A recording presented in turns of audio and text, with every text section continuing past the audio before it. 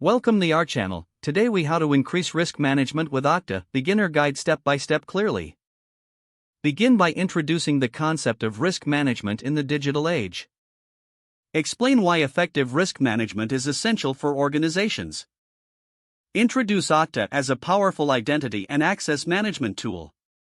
Start with the first step, create an Okta account if you haven't already.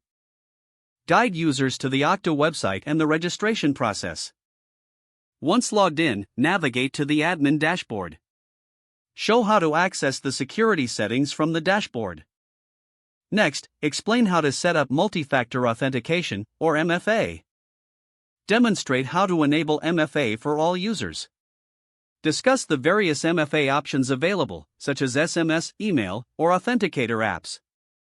Move on to adding new applications to Okta for better access control. Describe how to integrate existing applications with Okta.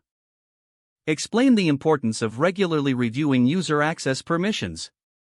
Guide users on how to manage user roles and groups in Okta. Emphasize the significance of assigning the least privilege principle. Teach users how to configure alerts for unusual login activities. Explain how to enable adaptive authentication based on user behavior. Discuss the use of User and Entity Behavior Analytics, or UEBA, in Okta. Highlight the importance of conducting regular risk assessments. Encourage users to establish a risk management policy within the organization.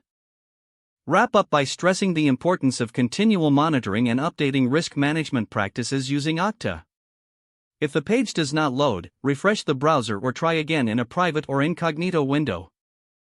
Make sure you are using the correct email address, then retype it carefully to avoid small typos.